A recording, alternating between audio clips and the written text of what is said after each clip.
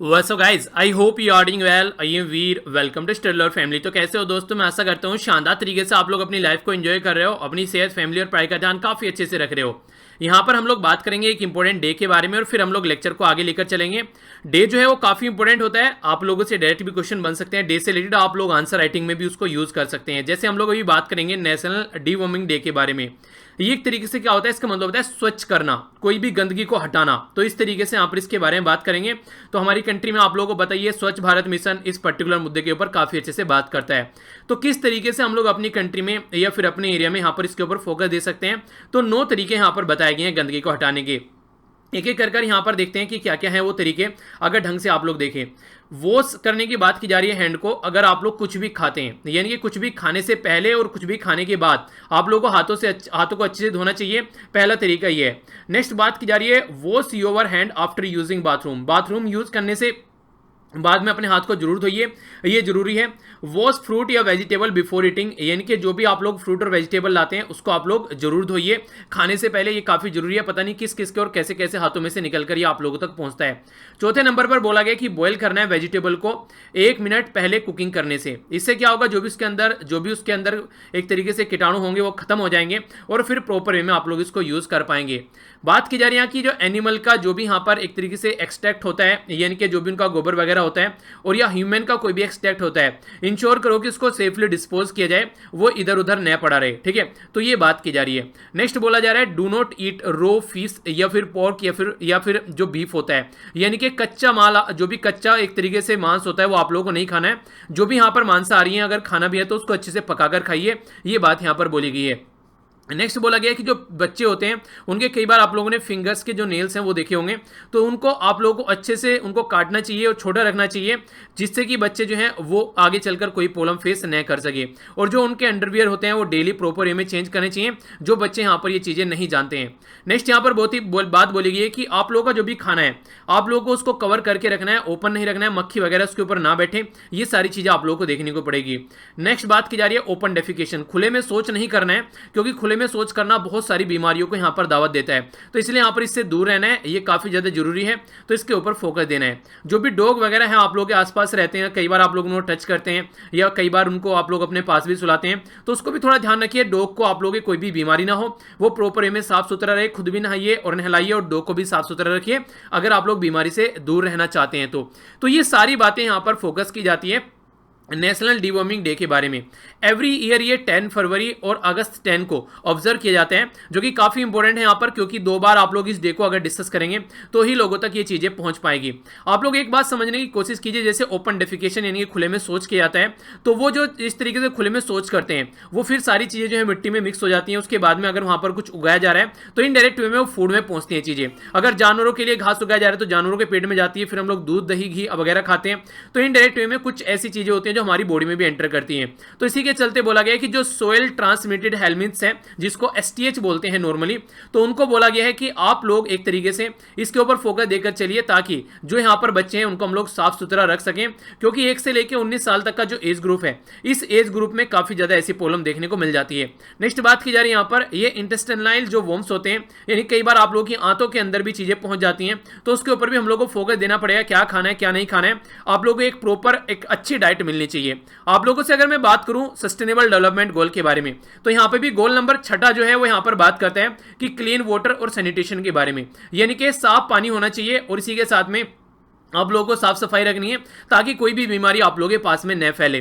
तो ये साफ सफाई जो है गांधी जी इसके बारे में बहुत फोकस देखते थे, इसीलिए गांधी जी के नाम से कनेक्ट करके ही स्वच्छ भारत मिशन हमारी कंट्री में लॉन्च किया गया है। अच्छा, किस ईयर में और किस डेट में स्वच्छ भारत मिशन लॉन्च किया गया था, आप लोगों को ये बताइए। और गांधी जी की 150वीं बर्थ एनिवर्सरी जो है हम लोगों ने किस ईयर में सेलिब्रेट की है, ये काफी इंपॉर्टेंट क्वेश्चन है आप लोगों से हल्के से। ये हालांकि काफी आसान है, पर लेकिन जैसा कि आप लोगों ने देखा, जब क्वेश्चन पेपर आसान होता है तब भी कट ऑफ अच्छा खासा चला जाता है, क्योंकि लापरवाह बन जाते हैं लोग। कोज जो बोला जा रहा है यहाँ पर, जब डेफिकेट करते हैं तो उस पर स्प्रेड होते हैं वर्म्स वगैरह और अंडे वगैरह देते हैं। मान लीजिए खुले में शौच है कोई, ठीक है, या फिर गोबर पड़ा हुआ है, तो आप लोगों ने देखा होगा गोबर अगर कुछ दिनों तक एक जगह पर पड़ा रहेगा तो उसमें कीटाणु हो जाएंगे, उसमें कीड़े पड़ने स्टार्ट हो जाएंगे। गोबर को छोड़िए, आप लोग घर में अगर कोई फल फ्रूट्स लेकर आते हैं उसको रख दीजिए, कुछ दिनों तक वो खराब होना स्टार्ट हो जाएगा, चाहे टमाटर हो चाहे अमरूद वगैरह देख लीजिए, ठीक है। आम वगैरह देख लीजिए, जो फिलहाल सीजन भी आप लोग देखते हैं। तो ये सारी चीजें आप लोगों के अंदर अगर एक बार पहुंचती हैं तो फिर बॉडी को नुकसान पहुंचाती है। तो इस तरीके से मान लीजिए उसके अंदर कुछ हो गया, कीड़े वगैरह, फिर वो एक तरीके से किसी तरीके से इंसान के अंदर चले गए, तो कॉन्टेमिनेटेड फूड जो रहता है वो एक तरीके से बर्बाद होता है। ओपन डेफिकेशन करने से एक तो वाटर जो होता है वो भी खराब होता है आसपास वाले एरिया में। मान लीजिए बारिश हो रखी है, गोबर वगैरह पड़ा हुआ है, ओपन डेफिकेशन वहां पर पड़ा हुआ है, तो फिर वो पानी में मिलकर एक तरीके से वो पूरी साइकिल में पहुंच जाता है। इसी के साथ में कॉन्टेमिनेटेड हो रहा है फूड, क्योंकि फूड साइकिल भी उसी के थ्रू यहां पर आती है। तो ये सारी चीजें इंसानों को सोचनी चाहिए, समझनी चाहिए, अगर इनसे बचना है तो। जब तक जानेंगे नहीं तो बचेंगे कैसे? तो आप लोग भी इस तरीके से आंसर राइटिंग में भी इसको यूज कर सकते हैं। जो जो पॉइंट मैंने बताए ये इंपॉर्टेंट पॉइंट है कि कैसे आप लोग प्रिवेंट कर सकते हैं अगर आप लोगों को यहां पर इससे बचना है तो। ठीक है, तो हेल्थ के बारे में कुछ लिखने के लिए आता है, वहां पर भी यूज कर सकते हैं। और सस्टेनेबल डेवलपमेंट गोल छठा जो है वो भी आप लोग याद रखिएगा। हेल्थ के लिए कंप्लीटेड डेडिकेटेड भी गोल आप लोगों को देखने को मिलेगा। तीसरा गोल है यहां पर good health and well being, और छठा गोल है यहां पर क्लीन वाटर और सैनिटेशन। तो इंपॉर्टेंट है, याद रखना। आगे बढ़ता हूं, क्विज है आप लोगों के सामने, इसको अटेम्प्ट कीजिए, फिर मैं आप लोगों को इसके आंसर बताता हूं। एक एक कर क्वेश्चन देखिए, रिवीजन भी आप लोगों का हो जाएगा जो लास्ट वीडियो हम लोगों ने डिस्कस की थी। कौन सी मिनिस्ट्री है जिसके द्वारा अभी यहां पर बोला गया कि जो मर्चेंट होते हैं, यानी कि जो मर्चेंट विसल है, कोई ट्रेड करने वाले जो भी जहाज हैं, और जो फिशिंग विसल है यानी कि जो मछली पकड़ने वाले जहाज हैं, उनके लिए अलग रूट होना चाहिए साउथ वेस्ट इंडियन ओशन के अंदर, यानी कि एक तरीके से अरेबियन सी के अंदर में। आप लोगों को मैप में दिखा देता हूं। बोला गया कि इस वाले रीजन में जो यहां पर अरेबियन सी है, मछली पकड़ने वाले और इसी के साथ में जो माल ले जाने वाले जो शिप हैं उनके लिए अलग अलग रूट होना चाहिए, ताकि एक्सीडेंट वगैरह देखने को न मिले और कोई प्रॉब्लम फेस न हो। कौन सी मिनिस्ट्री के द्वारा बोला गया और कब से इंप्लीमेंट किया गया है, ये आप लोगों को बताना है। नेक्स्ट यहां पर बात की जा रही है, अभी हमारी कंट्री में एक पर्टिकुलर फुटबॉल ग्रुप है, ठीक है, तो वो जो फुटबॉल ग्रुप है उसको यूएसए के अंदर नोटिफाई किया गया है, यानी कि यूएसए के अंदर यहां पर उसको जो यूएसए का NASDAQ जो यहां पर बिलबोर्ड्स है, यानी कि यूएसए के अंदर आप लोग बोल सकते हैं यहां पर जो यहां पर फीचर्ड किया गया इस फुटबॉल ग्रुप को, इसका नाम आप लोग को बताना है। ठीक है, इंपॉर्टेंट क्वेश्चन बन जाता है। नेक्स्ट बात की जा रही है, एक पर्टिकुलर ऑर्गेनाइजेशन के बारे में आप लोग यहां पर बताना है, या जिसके द्वारा गाइड किया गया यहां पर एक तरीके से under ministry of education, Nishank Pokhriyal ji के अंडर में है यहां पर ये, कि ऑल्टरनेटिव कैलेंडर होना चाहिए स्टूडेंट्स के लिए, पेरेंट्स के लिए, टीचर के लिए, ताकि कोविड-19 को ध्यान में रखते हुए फिर से चीजों को प्रिपेयर किया जा सके। तो ये बताना है कि किसके द्वारा यहां पर ये तैयार किया जा रहा है। अकॉर्डिंग टू अगर बात करें जो डेटा रिलीज किया जाता है कौन सी मिनिस्ट्री के द्वारा, जो कि कोर इंडस्ट्री के बारे में बात करता है। इसमें बोला गया कोर इंडस्ट्री में जो ड्रॉप था वो थोड़ा कम हो गया एज कंपेयर टू अगर आप लोग जून में और मई में कंपेयर करेंगे तो। कोर इंडस्ट्री टोटल मिलाकर 8 कोर इंडस्ट्री होती है, तो 8 कोर इंडस्ट्री होती है उनके नाम आप लोग लिखे कमेंट बॉक्स में, रिवीजन हो जाएगा। कई बार आप लोग को बता चुका हूं, क्योंकि कोर इंडस्ट्री जैसे आप लोग को थोड़ा सा एक दो बता दूं मैं, जैसे इलेक्ट्रिसिटी हो गया, क्रूड ऑयल हो गया, ठीक है, तो ये कोर इंडस्ट्री से कोयला हो गया, जिससे कि पूरी कंट्री की नींव टिकी होती है, ऐसा आप लोग बोल सकते हैं। तो यहां पर किसके द्वारा डेटा तैयार किया जाता है, NFDC, यहां पर ये क्या है इसके बारे में आप लोग को बताना है, जो कि यहां पर बात कर रहा है कि एक तरीके से ऑनलाइन पैट्रियोटिक फिल्म फेस्टिवल के बारे में। नेक्स्ट यहां पर जो फेस्टिवल है ये पार्ट है इंडिपेंडेंस डे का, तो कौन सी मिनिस्ट्री के द्वारा यहां पर ये चीजें ऑर्गेनाइज कराई जा रही है। किसान रेल को किस और नाम से जाना जाता है, किसान रेल जो है अभी हमारी कंट्री में स्टार्ट की गई थी, जो भी प्रोडक्ट खराब हो जाते हैं जिसको पेरिसेबल प्रोड्यूस आप लोग बोलते हैं, तो उनके बारे में हम लोगों ने डिस्कस किया था। ठीक है, तो यहां पर यह बताना है कि इसका ऑल्टरनेटिव नाम क्या है और कहां से किस राज्य के बीच में चलाई गई थी। ये मैंने आप लोगों को मैप में भी दिखाया था कि यहां से यहां तक आइटम ले जाया जाएगा, तो ये भी आप लोगों को बताना है। ठीक है, तो ये क्वेश्चन जो मैंने आप लोगों से पूछे थे, आइए अब आंसर देख लेते हैं एक एक करके। सबसे पहले बात की जा रही है मिनिस्ट्री ऑफ शिपिंग के बारे में। तो मिनिस्ट्री ऑफ शिपिंग के द्वारा बोला गया है कि जो यहां पर माल ले जाने वाला जहाज है और जो मछली पकड़ने वाला जहाज है उनके रास्ते अलग होने चाहिए, ताकि वो टकराए ना, और 1 अगस्त से ये इंप्लीमेंट किया जा रहा है हमारी कंट्री में। मोहन बागान ये हमारी कंट्री में नॉर्थ ईस्ट का एक फुटबॉल ग्रुप है, जिसको मेंशन किया गया यहाँ पर यूएसए के अंदर न्यूयॉर्क में। ठीक है, नेक्स्ट यहाँ पर बात करें NCERT, जो आप लोग NCERT की किताबें पढ़ते हैं उसी के बारे में बात की जा रही है। तो उसी को बोला गया है कि उसने जो हमारी कंट्री में एजुकेशन मिनिस्ट्री है उसके लिए गाइडलाइन तैयार की है, ताकि हमारी कंट्री में बच्चे, पेरेंट्स या फिर स्कूल्स, टीचर, वो सारे एक तरीके से खुद का प्लान बना सके एक पर्टिकुलर कैलेंडर के तहत, क्योंकि कोविड-19 ने सब कुछ अस्त व्यस्त करके रख दिया है। ठीक है, नेक्स्ट भी बात की जा रही है यहाँ पर कॉमर्स एंड इंडस्ट्री मिनिस्ट्री के बारे में। तो इसके द्वारा यहाँ पर डेटा रिलीज किया जाता है कोर इंडस्ट्री का, जो कि 8 कोर इंडस्ट्री है, और ये जो मिनिस्ट्री है ये पीयूष गोयल जी के अंडर में है, तो इसका भी नाम आप लोग याद रखिएगा। नेक्स्ट यहाँ पर हम लोग बात करते हैं नेशनल फिल्म डेवलपमेंट कॉर्पोरेशन के बारे में, जिसको शॉर्ट फॉर्म में NFDC के नाम से भी आप लोग जानते हैं। तो इसके द्वारा यहां पर ऑर्गेनाइज कराया जा रहा है ऑनलाइन पैट्रियोटिक जो फिल्म फेस्टिवल है। ठीक है, और ये जो फेस्टिवल है 15 अगस्त को ही क्यों है, क्योंकि ये पैट्रियोटिक फेस्टिवल है, यानी कि देशभक्ति से रिलेटेड फेस्टिवल आप लोगों को देखने को मिलेगा। और ये मिनिस्ट्री ऑफ कल्चर के अंडर में नहीं हो रहा है ये पूरा काम, ये ministry of information and broadcasting के अंडर हो रहा है। तो ये काफी इंपॉर्टेंट बन जाता है जब आप लोगों से यहाँ पर डिफरेंट मिनिस्ट्री आप लोग एक्सपेक्ट कर रहे हैं कि कल्चर वगैरह की होगी, और पहला ऑप्शन कल्चर ही मिलेगा आप लोगों को, देख लेना अगर क्वेश्चन पूछा जाएगा तो, ठीक है। तो ये कंफ्यूजन माइंड में नहीं रखना है। नेक्स्ट किसान रेल के बारे में बात करते हैं। और हाँ, यहाँ पर जो मिनिस्टर हैं ये प्रकाश जावड़ेकर साहब हैं, ठीक है, ministry of information and broadcasting, यहाँ पीयूष गोयल जी थे, ठीक है, तो याद रखिएगा इनके बारे में। नेक्स्ट यहाँ पर बात की जा रही है किसान स्पेशल ट्रेन बोला जाता है इसको, और किसान रेल के नाम से भी हम लोग जान लें। ये क्वेश्चन का आंसर नहीं दूंगा क्योंकि पढ़ा चुका हूँ ऑलरेडी अभी। ये बताइए किस दो राज्य के बीच में इसको स्टार्ट किया गया है, ठीक है, तो ये इंपॉर्टेंट क्वेश्चन है। आइए अब आगे चलते हैं, न्यूज देखते हैं जो काफी इंपॉर्टेंट है। सबसे पहली जो न्यूज है आप लोगों के सामने यहाँ पर हमारी कंट्री की डिफेंस मिनिस्ट्री से निकल कर आ रही है। तो डिफेंस मिनिस्ट्री राजनाथ सिंह जी के अंडर में है हमारी कंट्री के जो रक्षा मंत्रालय है, तो उनके द्वारा अभी यहाँ पर काफी इंपॉर्टेंट अनाउंस किया गया आत्मनिर्भर भारत अभियान के तहत। आत्मनिर्भर भारत मतलब अपनी ही कंट्री के ऊपर हम लोग को निर्भर रहना है, बाहर से सामान नहीं खरीदना है। तो पहले न्यूज बाद में बताता हूं, पहले आप लोग यहाँ पर ये वाला चार्ट देखिए, आप लोग अंडरस्टैंड कर पाएंगे कितना जो हम लोग वर्ल्ड में इंपोर्ट करते हैं और कितना एक्सपोर्ट करते हैं ऑल ओवर वर्ल्ड में, यानी कि हमने ऑल ओवर वर्ल्ड में कितना एक्सपोर्ट और कितना इंपोर्ट होता है ये बताया गया है। अगर सबसे पहले इंपोर्ट के बारे में बात करें, जहां पर हम भी काउंट किए जाते हैं, वर्ल्ड में 15 से लेकर 2019 तक का सबसे ज्यादा 5 लार्जेस्ट इंपोर्टर कौन है जिनके द्वारा सबसे ज्यादा सामान खरीदा गया है।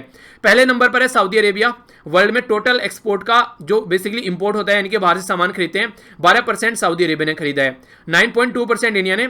नेक्स्ट यहां पर इजिप्ट है 5.8%, ऑस्ट्रेलिया है 4.9%, चाइना है 4.3%। ये बाहर से सामान खरीदने वाली कंट्री है खासकर डिफेंस के फील्ड में। नेक्स्ट यहां पर बात करते हैं आर्म्स एक्सपोर्ट के बारे में। तो 5 लार्जेस्ट एक्सपोर्टर कौन से हैं, तो सबसे टॉप पर आज के दिन में चल रहा है यूएसए, तो यूएसए चल रहा है यहां पर 36% के साथ में टॉप पर। दूसरे नंबर पर रशिया चल रहा है, ये यहां पर 21% है। तीसरे नंबर पर फ्रांस है 7.9%, जर्मनी है 5.8% और चाइना है 5.5%। अच्छी बात यहां पर ये एक्सपोर्ट भी कर रहा है और इंपोर्ट भी कर रहा है, तो दोनों में लगभग इक्वल आप लोग चाइना को देख सकते हैं। आप लोगों को ये बताना है जो राफेल हमारी कंट्री में अभी यहां पर लाया गया है वो किस कंट्री से हम लोग खरीद कर लाए हैं, राफेल कौन सी कंट्री से हम लोग खरीद कर लाए हैं, ये आप लोगों को पता होना चाहिए। आगे बात करते हैं यहां पर अब इस न्यूज के बारे में। डिफेंस मिनिस्ट्री के द्वारा यहां पर यह बोला गया है कि 101 आइटम की लिस्ट तैयार की गई है हमारी कंट्री में, ताकि हम लोग ये सामान बाहर से न खरीदें और अपनी ही कंट्री में इनको खरीद सकें, अपनी ही कंट्री में इनको प्रोड्यूस कर सकें। ये हमारी कंट्री के डिफेंस मिनिस्टर साहब के द्वारा बोला गया है। तो इसमें इनका टारगेट क्या है, इसके ऊपर क्वेश्चन बन सकता है आप लोग का।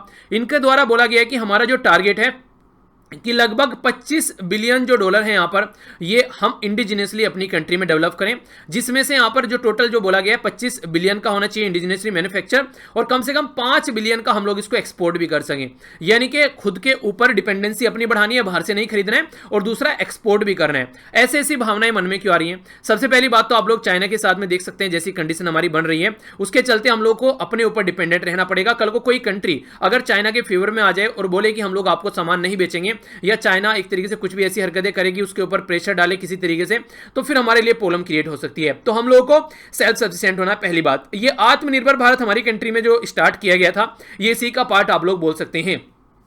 इंपॉर्टेंट फैक्ट है कि यहां पर यह कि सेंटर ने डिसाइड किया गया है कि जो गवर्नमेंट के कॉन्ट्रैक्ट होंगे यहां पर 200 करोड़, जिसमें कोई भी मतलब 200 crore centre has decided that in any government contract over 200 crore, जो 200 करोड़ के जो लगभग यहां पर आप लोगों को देखने को मिलेंगे, उसमें कोई भी फॉरेन कंपनी जो है वो पार्टिसिपेट नहीं करेगी, हमारी खुद की कंपनी के लिए ही टेंडर अलाउ किए जाएंगे। ठीक है, तो इससे क्या होगा, लगभग 52,000 करोड़ रुपए का जो आइटम है हमारी कंट्री में वो हमारी खुद की इंडियन कंपनी से हम लोग खरीद पाएंगे।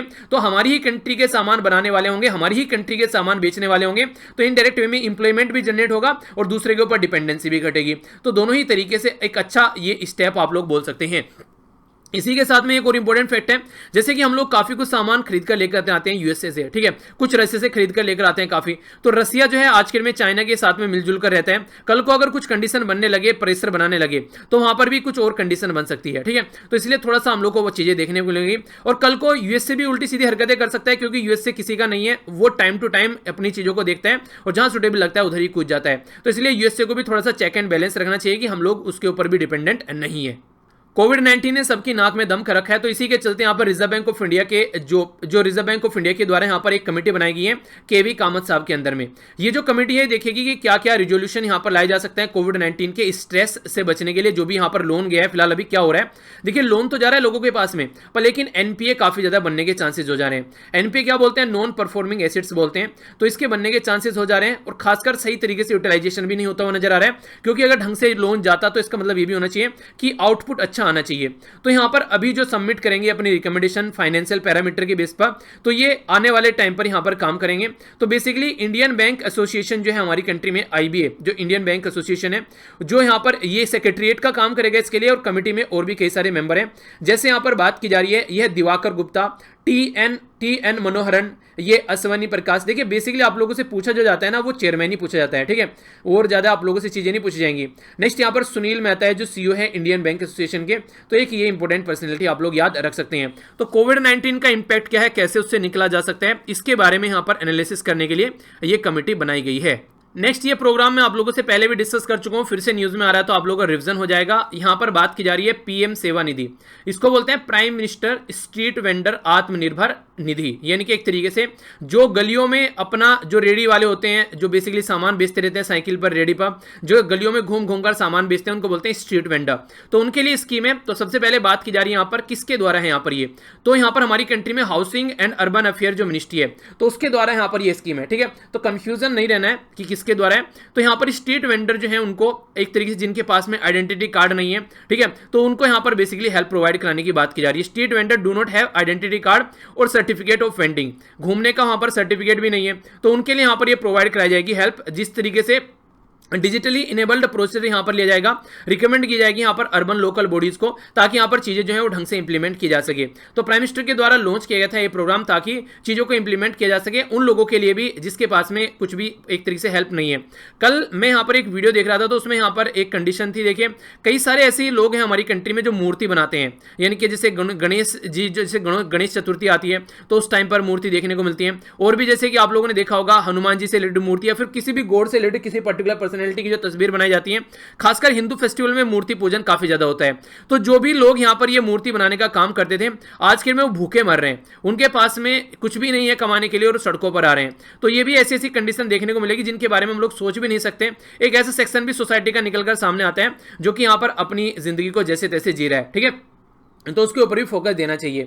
जो वेंडर्स हैं यहाँ पर एक तरीके से उनके लिए लेटर दिया जाएगा, सर्टिफिकेट ऑफ वेंडिंग और आईडी कार्ड, ये पीरियड ऑफ 30 डेज, ठीक है, विद इन 30 डेज के दिया जाएगा, ताकि वो अपनी लाइफ को अच्छे से एंजॉय कर सकें और कोई प्रॉब्लम उनको न देखने को मिले।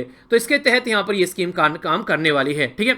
तो नाम याद रखिएगा यहाँ पर ये पीएम सेवा निधि स्कीम, जो कि प्राइम मिनिस्टर मोदी जी के द्वारा लॉन्च की गई, और अर्बन अफेयर और जो यहाँ पर हाउसिंग अर्बन अफेयर मिनिस्ट्री जो है वो इंप्लीमेंट करने वाली बॉडी है। इंपॉर्टेंट न्यूज है, क्योंकि जो इंपॉर्टेंट पर्सनैलिटी है उससे रिलेटेड है यहाँ पर ये न्यूज, तो इसलिए क्वेश्चन आप लोगों से डबल पूछे जा सकते हैं यहाँ पर, ठीक है। तो जान लेते हैं इसके बारे में क्या क्या बात की जा रही है। यहाँ पर बात की जा रही है जीसी मुर्मू के बारे में। जीसी मुर्मू का नाम आप लोगों ने सुना होगा, थोड़ा सा ध्यान से जोर डालिए, दिमाग पर तो याद आ जाएगा। जम्मू एंड कश्मीर के पहले लेफ्टिनेंट गवर्नर हैं जो जीसी मुर्मू बनाए गए थे। अब यहाँ पर ये पोस्ट इनके द्वारा छोड़ दी गई है, या फिर बोलो वहां से इनको हटा दिया गया है। अब यहाँ पर ये हमारी कंट्री के नए कैग बन गए हैं, controller and auditor general of India. तो नए कैग कौन है हमारी कंट्री के, ये है जीसी मुर्मू। तो कैग जो है हमारी कंट्री में ये सुप्रीम ऑडिट इंस्टीट्यूशन है, यानी कि जो ऑडिट करता है। इंपॉर्टेंट बात ये याद रखिएगा कैग के बारे में, जिसको controller and auditor general of India बोलते हैं, ये कभी भी डायरेक्ट आकर काम करना स्टार्ट नहीं करता है जब तक पैसा खर्च ना हो जाए, उससे पहले ये पावर में नहीं आता है। इसलिए हमारी कंट्री में जो कैग है उसका क्रिटिसिज्म होता है कि जब नुकसान हो जाए उसके बाद में आता है, यानी कि फिर पछता है क्या हुए जब चिड़िया चुग गई खेत। तो यहां पर वही बात कैग के साथ में, जब तक पैसा खर्च नहीं होता है तब तक कैग के हाथ में कोई पावर नहीं है। जैसे ही पैसा खर्च होता है तो कैग के हाथ में पावर आ जाती है, तो फिर चेक करता है कि पैसा सही तरीके से खर्च हुआ है या नहीं हुआ है। तो हमारी कंट्री में जो आर्टिकल है हमारे संविधान के अंदर 148, तो ये डील करता है अपॉइंटमेंट और रिमूवल ऑफ कैग, यानी कि कैसे अपॉइंट करना है और कैसे रिमूव करना है। तो ये यहाँ पर आप लोगों को देखने को मिलेगा। कैग जो है ये अपॉइंट किए जाते हैं प्रेसिडेंट ऑफ इंडिया के द्वारा, रिकमेंड की जाती है प्राइम मिनिस्टर के द्वारा, ताकि यहाँ पर इनको अपॉइंट किया जा सके।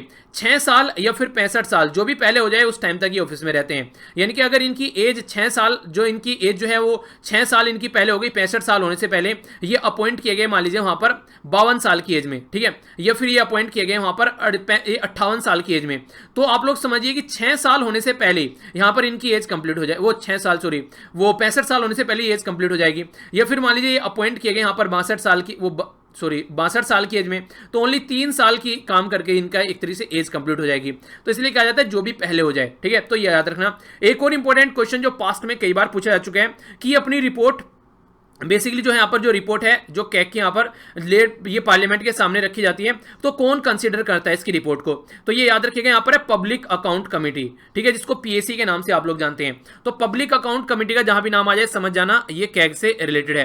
तो क्वेश्चन बने तो कंफ्यूज आप लोग को नहीं होना है जहां भी हम लोग बात करें। पब्लिक अकाउंट कमेटी में टोटल कितने मेंबर होते हैं?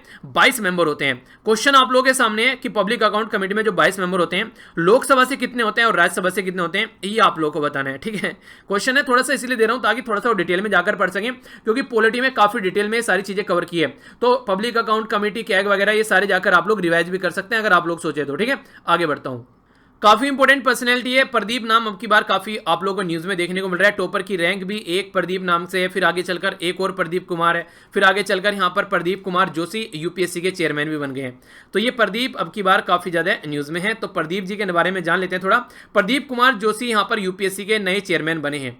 तो यहां पर जो यूपीएससी के नए चेयरमैन बने हैं प्रदीप कुमार जोशी साहब, इनकी थोड़ी हिस्ट्री भी समझ लेते हैं। इनके द्वारा जो यूपीएससी को ज्वाइन किया गया 2015 में ज्वाइन किया गया, ये एज ए मेंबर काम कर रहे थे, पर फिलहाल अभी ये चेयरमैन बन गए हैं। तो इससे पहले यूपीएससी को ज्वाइन करने से पहले यहां पर ये छत्तीसगढ़ पब्लिक सर्विस कमीशन के चेयरमैन रह चुके हैं, chairman Madhya Pradesh public service commission से कनेक्ट रह चुके हैं, डायरेक्टर रह चुके हैं national institute of education planning and administration के। तो ये सारी चीजें ऑलरेडी ये हेड कर चुके हैं। तो एक शानदार एक्सपीरियंस आप लोग इनको बोल सकते हैं। इसी के साथ में आर्टिकल जो हमारी कंट्री में संविधान के अंदर में 316 आर्टिकल है, यहां पर ये चेयरमैन और अदर जो मेंबर है यूपीएससी के, उनके अपॉइंटमेंट के बारे में बात करता है। तो कौन अपॉइंट करता है? तो प्रेसिडेंट अपॉइंट करता है आर्टिकल 316 के हिसाब से। तो ये इंपॉर्टेंट है, याद रखना इसके बारे में। इनके टाइम ड्यूरेशन के बारे में अगर बात करें तो ऑफिस में रह सकते हैं 6 साल, ठीक है, 6 साल जिस डेट से एंट्री करते हैं, और या फिर 65 साल। तो कैग वाला फंडा आप लोगों को यहां पर देखने को मिलेगा। इसी के साथ में जो आर्टिकल यहां पर 319 है, यहां पर तो पर्सन होल्ड करता है ऑफिस है चेयरमैन। तो एक तरीके से आप लोग बोल सकते हैं कि यहां पर एक तरीके से वो जब बात करते हैं रीअपॉइंट के बारे में हम लोग यहां, तो इनएलिजिबल रहेगा रीअपॉइंटमेंट के लिए। तो ये इंपॉर्टेंट क्वेश्चन आप लोगों से बन जाता है, ठीक है। तो इनएलिजिबल फॉर रीअपॉइंटमेंट, तो यानी कि रीअपॉइंटमेंट किया जाएगा। तो यूपीएससी हमारी कंट्री में काफी प्रतिष्ठित बॉडी है, और इसी के साथ में कॉन्स्टिट्यूशनल भी बॉडी है, जो कि हमारी कंट्री में all India service, group A, group B service, central service के लिए यहां पर एग्जाम कंडक्ट कराती है। इनसे पहले जो यहां पर चेयरपर्सन थे होते अरविंद सक्सेना, ठीक है। अभी फिलहाल ये हेडक्वार्टर न्यू दिल्ली में है। यूपीएससी बिल्डिंग आप लोगों ने सुना भी होगा, फाउंड किया गया था काफी पहले इसको 1926 में अंग्रेजों के टाइम पर, ठीक है। तो ये बातें हैं, इसके बारे में याद रख सकते हैं। आगे बढ़ता हूं। एक प्रोग्राम के बारे में यहां पर बात की जा रही है जो रिसेंटली न्यूज में है। प्राइम मिनिस्टर मोदी जी के द्वारा इनोग्रेट किया गया यहां पर राष्ट्रीय स्वच्छता केंद्र, ठीक है। तो राष्ट्रीय स्वच्छता जो केंद्र है यहां पर, ये प्रोग्राम रहेगा खासकर स्वच्छ भारत मिशन के तहत। तो स्वच्छ भारत मिशन के बारे में आप लोगों से पूछा भी था, तो इसके बारे में क्वेश्चन का आंसर दीजिएगा, पता होना चाहिए आप लोगों को इसके बारे में। तो राष्ट्रीय स्वच्छता जो केंद्र है ये हमारी कंट्री में लॉन्च किए गए हैं। ये एक तरीके से गांधी जी का जो चंपारण सत्याग्रह था, ठीक है, तो उसके अनाउंस किए गए थे प्राइम मिनिस्टर मोदी जी के द्वारा चंपारण सत्याग्रह के जो बेसिकली इनोग्रेशन के टाइम पर, ठीक है। तो यहां पर स्टेब्लिश किए गए पर गांधी स्मृति, और इसी के साथ में दर्शन स्मृति, ठीक है। तो ये राजघाट गांधी जी के जो भी यहां पर गांधी जी की जो मरण भूमि का जो स्थल बनाया गया है, तो वो क्या है यहां पर, ये है, याद रखिएगा, राजघाट पर आप लोगों को देखने को मिलता है। वर्किंग जो इंफॉर्मेशन है अवेयरनेस करने के लिए सक्सेसफुल एक तरीके से जो जर्नी है, वर्ल्ड की लार्जेस्ट जो बिहेवियर चेंज प्रोग्राम है, जो हमारी कंट्री में स्वच्छ भारत मिशन जो चलाया गया, तो ये काफी इंपॉर्टेंट है। तो एक तरीके से उसके बारे में अवेयरनेस फैलाने की बात की जा रही है। स्वच्छ भारत मिशन जो है ये ट्रांसफॉर्म कर रहा है जो हमारी कंट्री में गांव में साफ सफाई वाला काम है उसको, और लोगों का बिहेवियर भी चेंज करा है। लोग जो है बाहर नहीं अब फ्रेश होते हैं, अब जो भी टॉयलेट वगैरह करना होता है अपने घर पर वो यूज करते हैं टॉयलेट। सेकंड फेज जो है यहाँ पर इसका वो स्टार्ट हो रहा है यहाँ पर एक तरीके से, किस तरीके से हम लोग चीज़ों को कंट्रोल कर सकते हो। आज का नहीं है, पहले से ही चल रही हैं चीज़ें, थोड़ा सा अभी इनको रिकॉग्नाइज किया जा रहा है, ठीक है।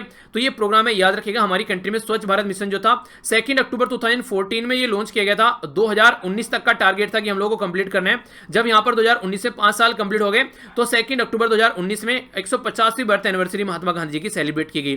तो उसके उपलक्ष्य में हम लोग को ये चीज़ें देखने को मिली, ठीक है। तो इसके बारे में आइडिया रखना। तो ये था टोटल डिस्कशन। देख लेते हैं क्या क्या हम लोगों ने डिस्कस किया। एक इंपॉर्टेंट डे के बारे में साना, और जो ये इंपॉर्टेंट पॉइंट बनाए इनको जरूर यूज करना, अगर कहीं पर यूज करने की आप लोग कर सकते हैं तो ठीक है। ये क्विज था, उसका आंसर हम लोगों ने देखा। नेक्स्ट हम लोगों ने डिफेंस के बारे में डिटेल में जाना, क्या कहा कौन कौन क्या खरीद रहा है क्या बेच रहा है वो सारी चीजें समझी।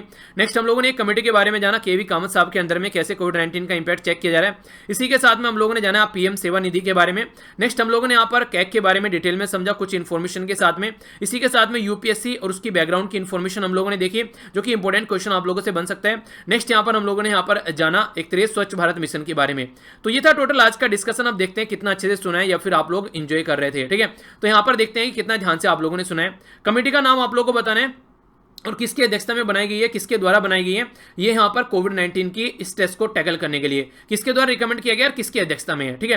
पीएम जो यहाँ पर ये स्टेट वेंडर आत्मनिर्भर जो ये प्रोग्राम है, किस मिनिस्ट्री के अंडर में यहाँ पर आप लोगों को देखने को मिलते हैं। मिनिस्टर है हरदीप सिंह पुरी यहाँ पर, ठीक है। New controller and auditor general of India कौन है और कौन से आर्टिकल के तहत इनको अपॉइंट किया जाता है, रिमूव किया जाता है। इसी के साथ में आप लोगों को बताना है कि ऑफिस की जो सेक्रेटरी है चेयरमैन के लिए यूपीएससी के, किस आर्टिकल के अंदर यहाँ पर आता है ओथ वगैरह, ठीक है। कौन सा आर्टिकल यहाँ पर, सॉरी यहाँ पर आप लोगों को पर्सनैलिटी का नाम बताना है, यहाँ पर आर्टिकल का नाम बताना है आप लोगों को नीचे, ठीक है। यहाँ पर बताना है कौन सी पर्सनैलिटी जिनके द्वारा ओथ ली गई है। इसी के साथ में यहाँ पर बताना है कौन से आर्टिकल में यहाँ पर अपॉइंट करने की बात की जाती है। नेक्स्ट बात की जा रही है राष्ट्रीय स्वास्थ्य केंद्र, किसके द्वारा यहाँ पर ये अभी स्टार्ट किया गया है, ये आप लोगों को बताना है। डिफेंस मिनिस्ट्री के द्वारा कितना टर्नओवर रखने की बात की जा रही है, कितना एक्सपोर्ट की बात की जा रही है, ताकि दूसरे के ऊपर हमारी डिपेंडेंसी कम हो सके। तो ये था आज का डिस्कशन। मैं आशा करता हूं कि आप लोगों ने एंजॉय किया होगा। फीडबैक दिए बगैर मत जाइएगा। पसंद आता है तो लाइक, नहीं पसंद आता तो डिसलाइक, और डिसलाइक करने के बाद में कमेंट बॉक्स में जरूर बताना डिसलाइक क्यों किया है या फिर लाइक क्यों किया है। यहां से जाकर पीडीएफ डाउनलोड कर सकते हैं, सारी पीडीएफ एक जगह इकट्ठे मिल जाएगी। तो नेक्स्ट लेक्चर में मिलता हूं। बड़ों को नमस्ते, छोटों को प्यार, छोटी सी लाइफ एंजॉय करा। तब तक के लिए जय हिंद।